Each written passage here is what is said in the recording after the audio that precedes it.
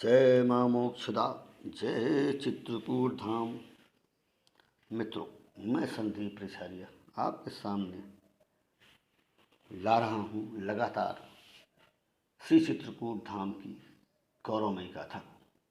वह चित्रकूट जो प्रेम रस से परिपूर्ण है, जहाँ माँ आदिशक्ति जगदम्बा का प्रादुर्भाव हुआ, जहाँ भगवान राम ने स्वयं आकर शक्ति की उपासना की, उसके विभिन्न रूप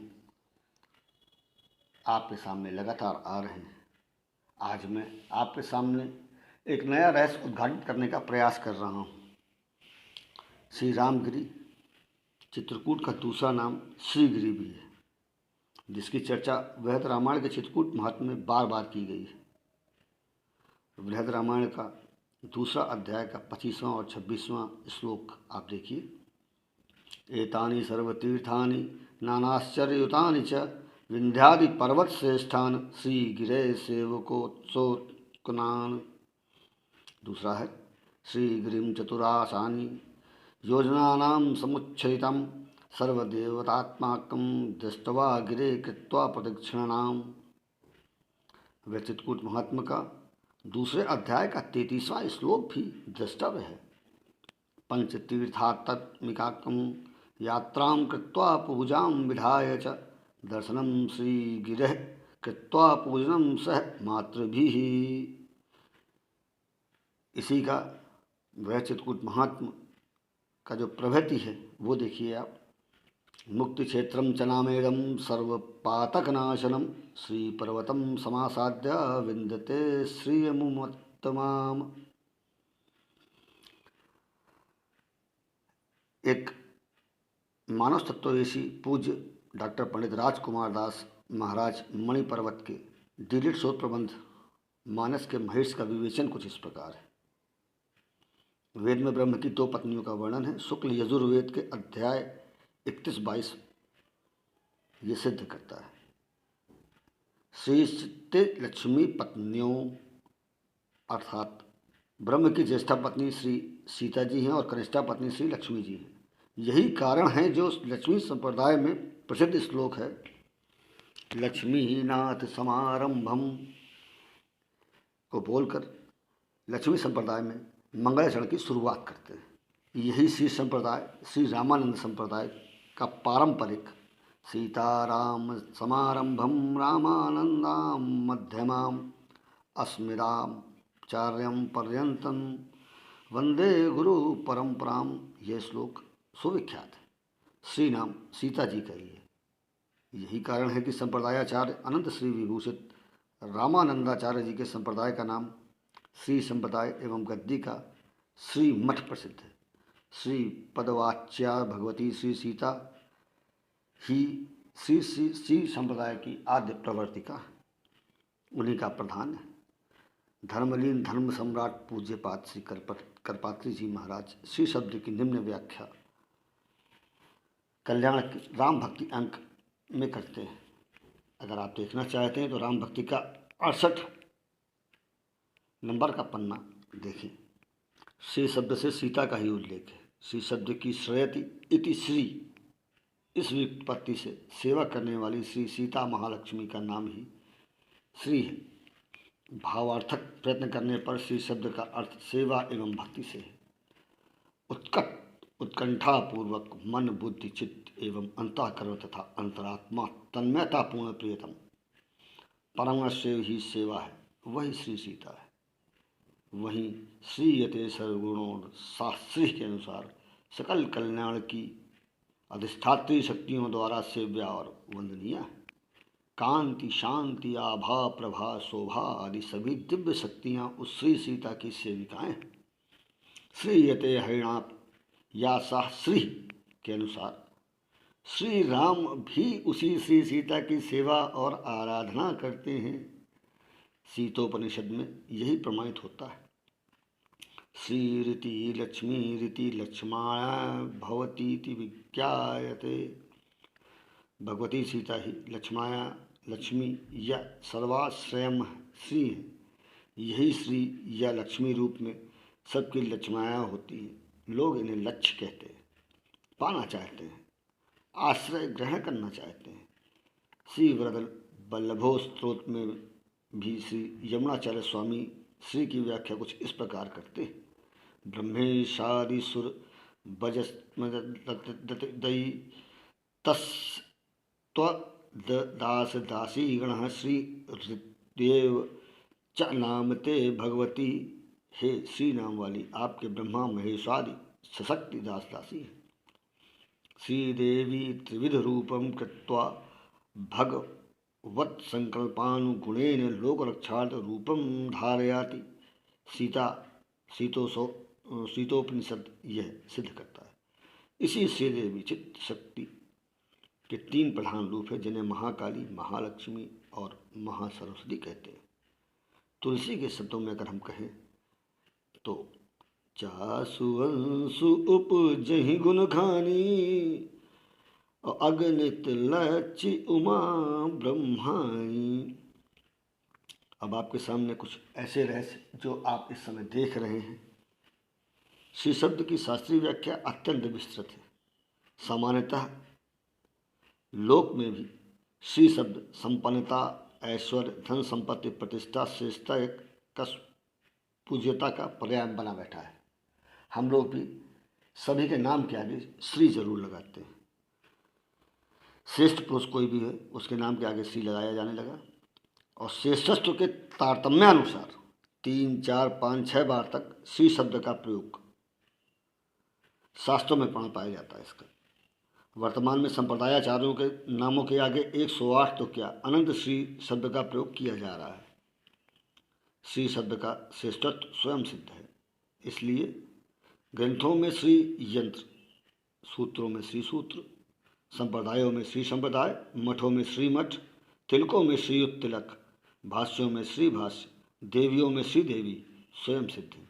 फिर भक्तगण पर्वतों में श्रेष्ठ पर्वत कामदगिरी को श्री पर्वत और परमाध्या भगवती सीता को श्री जी के अगर पुकारें तो आश्चर्य कैसा। मानसकार को भी भगवती के अनंत नामों में श्री नाम रुचकर प्रतीत हुआ। बारंबार मानस में प्रयोग बहुत देखे गए हैं।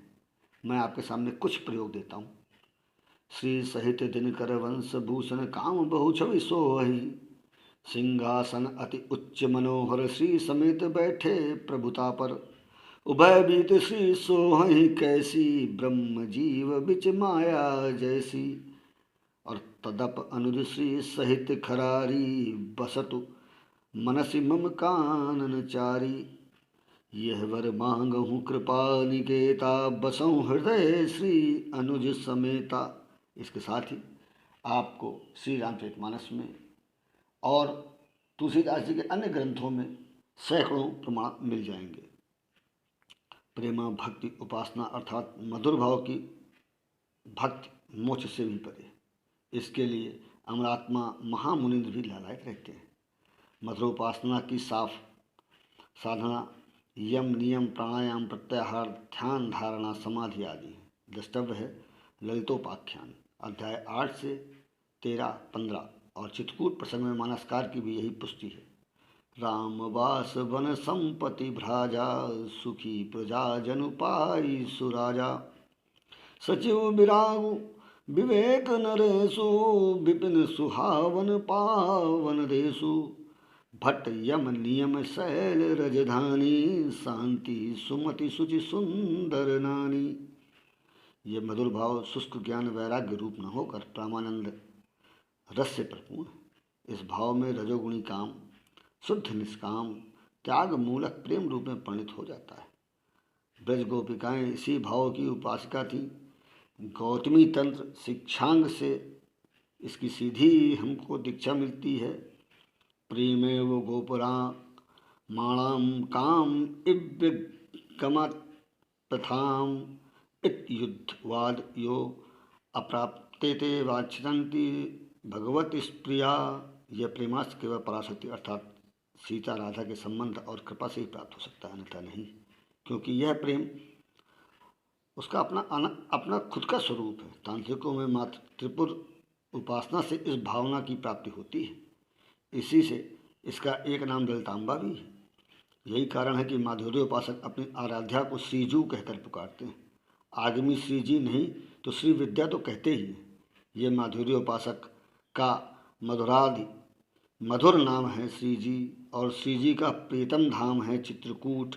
उपासना ग्रंथों में अष्टकमल महलों का वर्णन आता है, जिसमें 2 श्री मिथिला धाम में, 2 श्री अवध धाम में शेष 4 महल श्री धाम चित्रकूट को ही प्राप्त हैं। श्री सुख संहिता में वर्णन मिलता है कि चित्रकूट में ही किशोरों जी का सर्वप्रिय पुरातन स्थान है, जिसे अयोध्यादिक धामों से भी श्रेष्ठ श्री जी खुद घोषित करती हैं।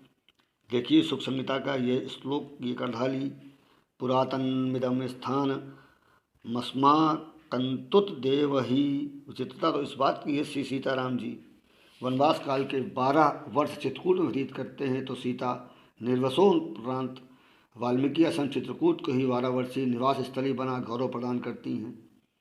गर्भावस्था में भी बार बार यहाँ का स्मरण करती हैं और प्रभु से यहाँ आने का अनुरोध करती हैं। तपोवनादि पुण्यानि द्रष्टुमिच्छामि राघवा, अर्थात हे राघव मैं पुण्य तपोवनों को देखना चाहती हूँ। अंतो गत्वा प्रभु लोकोपवाद के व्यास से उनको यहीं भेज देते हैं। अब आनंद रामायण का जन्म कांड और वाल्मीकि रामायण का उत्तरकांड जरूर देखें आप। गंगायास्तु परे पारे वाल्मीकेस्तु महामनः, आश्रमो दिव्य संकास्त मतारी तीर माश्रितः तथैव बिजने देशे विसृजः। ये आनंद रामायण देखें आप। यमुनां तां महापुण्यं तथा मंदाकिनी नदीं, द्वितीयं तं सा पुण्यं समुल्लंघनं स लक्ष्मणः, चित्रकूटोपत्यकां वाल्मीके श्रावणिके, पिप्पलादो मैथिलीं तां सख्य दस्यावरनते। अर्थात जब लक्ष्मण पवित्र यमुना, मंदाकिनी और तमसा को पार करके चित्रकूट के तलहटी में वाल्मीकि आश्रम के पास रोक एक पीपल वृक्ष की छाया में देवी को आसन बिछा दिया। कहना न होगा श्री किशोर जी को वही सुख मिला जो कभी अयोध्या में था। वैसे आनंदकार इसको अपने रूप में कहते हैं। जन्मकांड देखने योग्य है आनंद रामायण का। यथा पूर्व तो साकेते सुख माप विदेहजा, तथा मुनिराश्रमे अपि सुख माप पतिव्रता। क्यों न हो, मानसकार भी गीतावली में मिथिला अयोध्या दोनों धामों की तुलना करते हुए महर्षि वाल्मीकि की सेवा का बखान निम्न शब्दों में करते हैं, जो संक्षेप में गागर में सागर कहा जा सकता है। द्रष्टव्य है ये छंद गीतावली का है ये। माँ तो मौसी बहन हूँते सासुते अधिकाई, करही तापस तीहे तनया सीय हित चित लाई। माँ तो मौसी बहन ये तीनों नाते मिथिला के, और सासु ये संबंध अयोध्या का। किंतु हाय ये निज के नाते होते हुए भी ये सेवा न कर सके जो चित्रकूटवासी बाबा वाल्मीकि आश्रम वासिनी बालिकाएँ करती हैं। धन्य है ये धाम जहाँ नित्य के नाते तो फीके पड़ गए। भला श्री किशोरी जी क्यों न स्मरण करेंगे इस धाम का। हिंदू धर्म के आधार स्तंभों में आगम तंत्रों ग्रंथों का विशिष्ट स्थान है। इसमें देवता का स्वरूप, गुण, कर्म, मंत्र, मंत्रोच्चार, ध्यान एवं पूजा विधानों का सविस्तार वर्णन पाया जाता है। उसमें वैष्णव आगम भी 2 भागों में विभक्त है। प्रथम पंचरात्र और द्वितीय है वैखासन आगम, जिसमें चित्रकूटी साधना, उपासना एवं संत परंपरा का ही दर्शन होता है। ऋग्वेद का पंचम आत्रेय मंडल नाम से प्रसिद्ध है, जिसके महर्षि मंत्री अत्रि मंत्र दृष्टा ऋषि हैं, जिससे अत्यंत प्रसिद्ध खिल सूत्रों सहित आर्चा प्राण श्री सूत्र तक समाहित है। क्या यह श्री सूत्र श्री जू के श्री चरणों में समर्पित यशोगान न माना जाए? तो दूसरी ओर भृग वंशोद्भव तपोनिधि पुराण प्रवक्ता महर्षि मार्कंडेय द्वारा 13 अध्यायों में वांछा कल्पतरु, दुर्गा सप्तशती, इन्हें भगवती श्री का ही महिमा गान है, जिसका उपदेश मार्कंडेय आश्रम में सर्वप्रथम हुआ। तो तीसरी ओर श्री जी के परमोपासक देवपूज महेश सर्वभंगा की साधना स्थली भुसुंड रामायण कहते हैं। सुदीक्षण वंदिता पूज्या सर्वभंगाश्रमवासिनी। तो चौथी ओर कृत स्नम रामायणम काव्यम सीताया सहितम महत्व की घोषणा करने वाले आदि कवि वाल्मीकि अस्तु सीता शक्तिपीठ एवं श्रीधाम होने के नाते श्रीधाम चित्रकूट सीता तीर्थ ही प्रसिद्ध था। 18वीं शताब्दी में श्री महंत चरणदास द्वारा चित्रकूट रामघाट को सीतापुर संज्ञा प्रदान करने में भी ऐसी ही भावना रही होगी। गोस्वामी तुलसीदास के काल तक कामतगिरी परिसर में श्रीपुर नामक ग्राम बसा था, जिसका उल्लेख शोध प्रबंधकार एवं सुप्रसिद्ध मानस तत्वावेशी पंडित राजकुमार दास मणि पर्वत अपने डिलीट शोध प्रबंध 130 पर करते हैं। महोदय, अब मैं आपके सामने संदीप रिछारिया आज की चित्रकूट महात्म कथा का विश्राम लेता हूँ। आगे मैं आपको यह बताऊँगा, प्रयास करूँगा कि चित्रकूट के जो पर्व मनाए जाते हैं उनके पीछे लौकिक कारण क्या है, क्यों मनाए जाते हैं, किसके लिए मनाए जाते हैं, हम किसका पर्व मनाते हैं। तब के लिए जय सिया राम, जय जय सिया राम, जय जय सिया राम।